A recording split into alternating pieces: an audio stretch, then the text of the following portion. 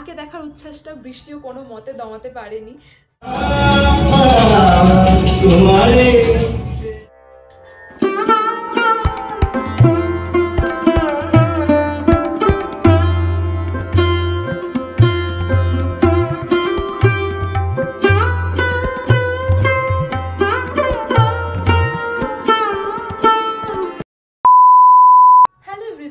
আমি Ankita and a big welcome to my channel Her Cozy Corner। Title আর thumbnail দেখে তো তোমরা বুঝতে পেরেছো এই ব্লগটা কি নিয়ে হতে চলেছে। জগদ্ধাত্রী পুজো স্পেশাল ব্লগ।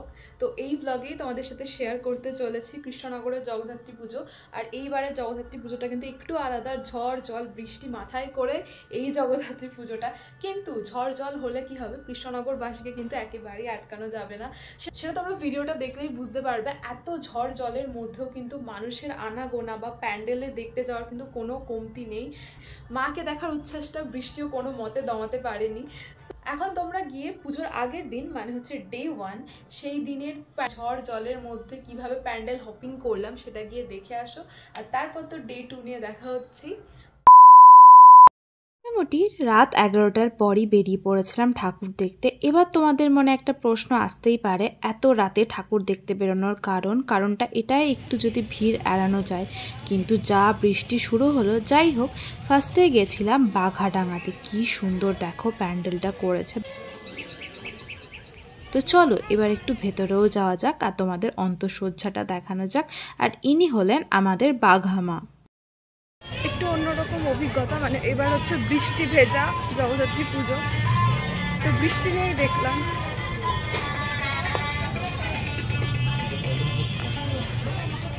নেক্সটলি আমাদের গন্তব্য ছিল রায়পাড়া মালিপাড়ার উদ্দেশ্যে। আর দেখো, এটাকে দেখে কোনো মতেই তোমরা ধরতেই পারবে না এটা কোনো প্যান্ডেল। মনেই হচ্ছে দেখে এটা যেন একটা কোনো জমিদারি বাড়ি। এত সুন্দর প্যান্ডেলগুলো করেছে না, দেখে মনটা ভীষণ ভরে যাচ্ছিল। তারপরে চলে গেছিলাম ক্লাব অনন্যা। এই প্যান্ডেলটার নামেও যেমন অনন্যা আর কাজকর্ম সেরকম অনন্য।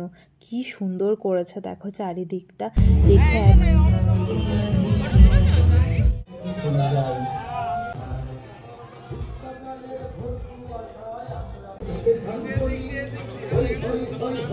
এই 2-3টে প্যান্ডেল দেখতে দেখতেই মোটামুটি 1টারও বেশি বেজে গেছে। এখন আমরা যাচ্ছি একটা নেক্সট প্যান্ডেলে। এই প্যান্ডেলটাতে আবার প্রচণ্ড লাইন হয়েছে। আর রাস্তাঘাটের অবস্থা নিশ্চয়ই দেখে বুঝতে পারছো, দেখো কতটা লাইন হয়েছে। এই প্যান্ডেলের থিমটা ছিল দুধসাগর।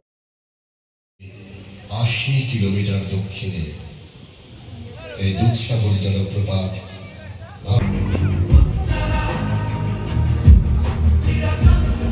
এতক্ষণ লাইনে দাঁড়ানো সত্যিই সার্থক, বেশ ভালো লেগেছে। জানি না ক্যামেরায় তোমরা কতটা কি বুঝতে পারলে, কিন্তু আসলে বেশ ভালো।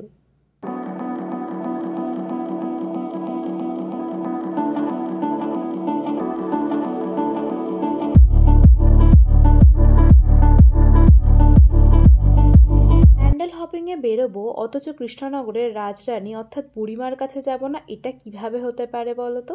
বুড়িমার পুজো হয়নি, কিন্তু গয়না টয়না পরিয়ে মা একদম তৈরি হয়ে গেছে।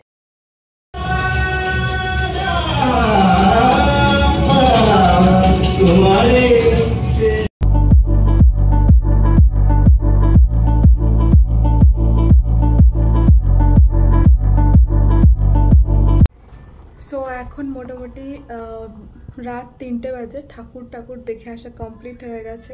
মোট কথা এটাই হচ্ছে, বৃষ্টি ঝড় যাই হোক, জগদ্ধাত্রী ঠাকুর দেখা মিস করা যাবে না। এত ঝড় বৃষ্টির মধ্যেও রাস্তার মধ্যে প্রচুর মানুষ তো ছিল, তোমরা তো দেখলেই। আর best part of the Jagaddhatri Puja is মানে 24 ঘন্টা এরকম সানায়ের সাউন্ড বাজে আর কি। তো নিশ্চয়ই শুনতে পাচ্ছ ব্যাকগ্রাউন্ডেও। এখন যাই চটপট করে চেঞ্জ করে নিই, কারণ অনেক রাত হয়ে গেছে, এরপর ঘুমাতে হবে আর নেক্সট ডেও বেরোবো ঠাকুর দেখতে।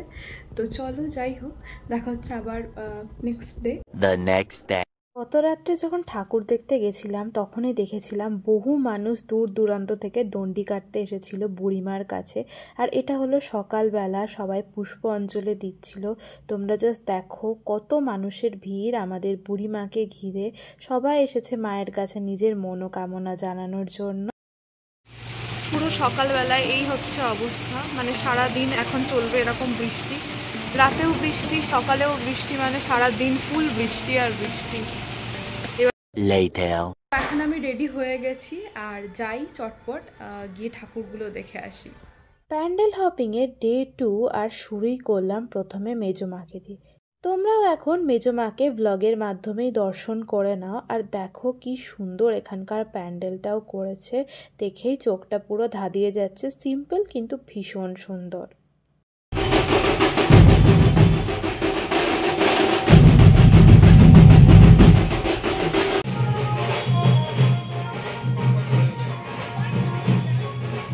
ইতিমধ্যেই আমি পৌঁছে গেছি ঐতিহ্যবাহী মালোপাড়াতে।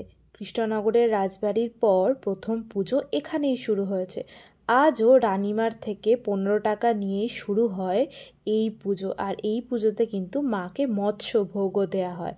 আর এখন যে বারোয়ারিটা তোমরা দেখছো যেখানে আরতি চলছে সেটা ছিল উকিলপাড়া বারোয়ারি। আকাশটা দেখো কি পরিষ্কার লাগছে, মনে তো হচ্ছে না আজকে রাতের মতো বৃষ্টি হবে, তো এটা দেখেও একেবারে শান্তি লাগছে।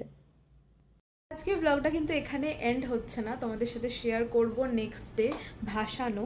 কারণ এখানকার কৃষ্ণনগরের ভাসানো খুব ইউনিক ওয়েতে হয়। সাঙে করে মাকে ঘাটের ধার অবধি নিয়ে গিয়ে তারপরে মায়ের বিসর্জন হয়। তো কৃষ্ণনগরে এটা হচ্ছে রেয়াজ, মাকে যতটা ভালোভাবে বরণ করে আমরা ঘরে আনি, ভালোভাবে বিদায় বেলাতেও আমরা মায়ের সাথে যাই সাঙে করে। আরও অনেক রকম কিছু হয়, শোভাযাত্রা টাইপসের বেরোয়, তারপরে কার্নিভাল হয়, সেগুলোও টুকটাক কভার করার চেষ্টা করব। মিনি ব্লগ তো অবভিয়াসলি থাকবে। আমার মিনি ব্লগ দেখতে তোমরা ভীষণ পছন্দ করছো আজকাল, তো মিনি ব্লগ তো থাকছেই, তার সাথে ফুল ব্লগও থাকবে। তো তাই জন্য তোমরা প্লিজ সাবস্ক্রাইব করে দাও চ্যানেলটাকে। আর তোমাদের সাথে দেখা হচ্ছে একটু পরে আবার। এটা হলো নেক্সট ডে, একদম সকাল, এখন 5টাও বাজেনি। আর আমরা এখন যাচ্ছি চাষাপাড়ায় বুড়িমার দর্শনে। তো চলো এখন যাওয়া যাক আর তোমাদের সাথেও দেখানো যাক। তো এই হচ্ছে এখন বাইরের সিচুয়েশন, ভোরের আলো ফোটেনি।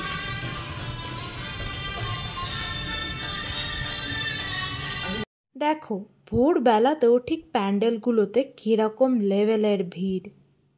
কৃষ্ণনগরের পুজো মাত্র একদিনের হলেও সব কিছু মিলিয়ে সেই 5 দিনই হয়ে যায় কিন্তু উৎসবের মরশুম।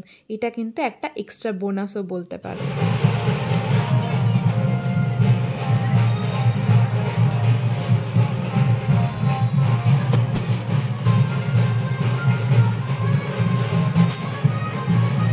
সকালবেলা আমি, বাবা, দাদা আমরা 3 জন মিলে চলে এসেছিলাম বুড়িমার দর্শনে।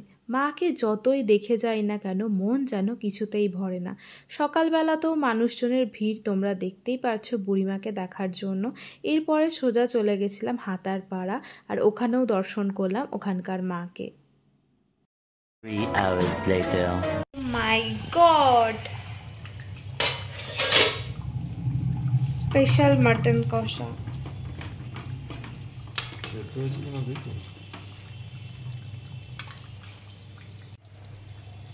সো এখানে বাবা রান্না করছে মাটন কষা।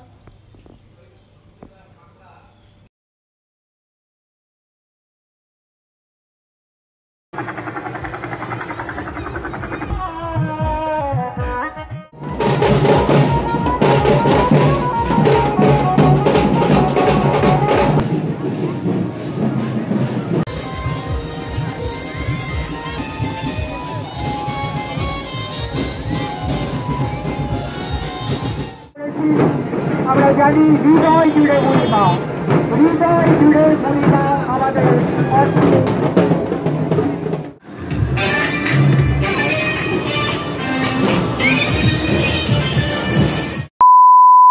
সো রেডি হয়ে গেছি, এটা হচ্ছে ফার্স্ট ডে ভাসান। তো এখন যাব ঠাকুর ভাসানের জন্য। ডিনার করে ফুল অন রেডি হয়ে গেছে, এখন মোটামুটি 11টার মতো বাজে। তো চলো এখন যাওয়া যাক আর তোমাদের সাথে শেয়ার করি। দুপুরবেলার করা ব্লগে তো তোমরা দেখলেই ঘট ভাসানো কৃষ্ণনগরের কতটা ধুমধাম করে হয়। আর রাতের বেলা এখন আমরা বেরোচ্ছি বিসর্জনের জন্য। এটা ছিল ফার্স্ট ডে ভাসান। আর ফার্স্ট ডে ভাসানে কিন্তু অধিকাংশ ভাসানই কিন্তু সাঙে হয়ে থাকে, সাঙে অর্থাৎ কাঁধে করে।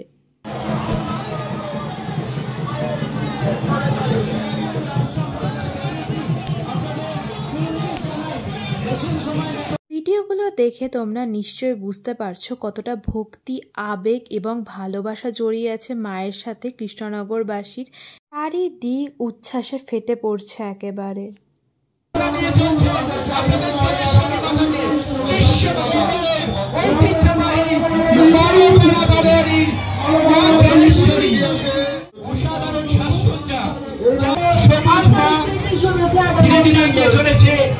চলকি ঘাটের উদ্দেশ্যে যারা সদস্য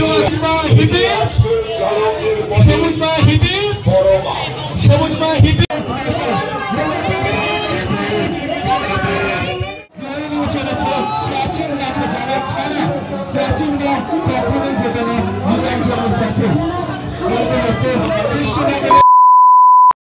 প্রায় একটা রাত জেগে ঠাকুর দেখা হলো, 5:30 অবধি ছিলাম, ঠাকুর ভাসান দেখলাম, আর তারপর একটু বাড়িতে এলাম, এসে এখন চেঞ্জ করলাম, করে এখন একটু এনার্জি গেইন করছি চাটা খেয়ে এখন আবার যাব, কারণ বুড়িমার ভাসান তো দেখতেই হবে।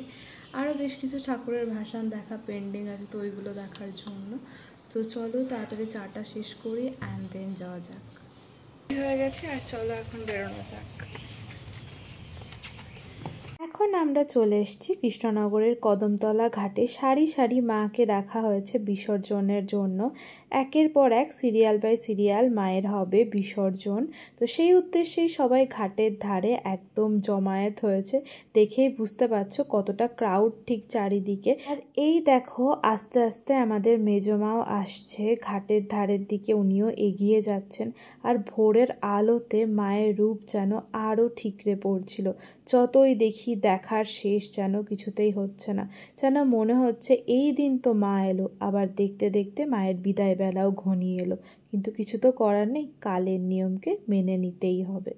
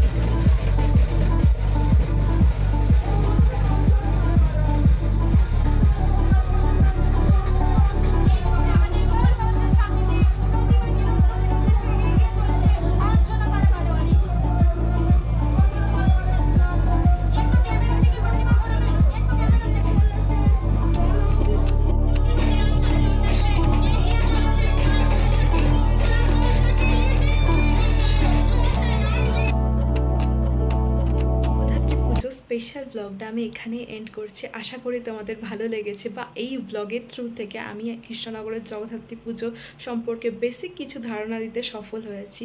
যদি তোমাদের আরও জানতে হয় তাহলে কিন্তু তোমাদের কৃষ্ণনগরে চলে আসতে হবে জগদ্ধাত্রী পুজোর টাইমে ফুল এক্সপিরিয়েন্স গেইন করার জন্য। ভীষণ ভালো লাগবে। তো যাই হোক, ব্লগটা আমি এখানেই এন্ড করছি। যদি ভালো লাগে please do like, share and subscribe my channel. আর দেখা হচ্ছে খুব জলদি নেক্সট কোনো ব্লগের সাথে।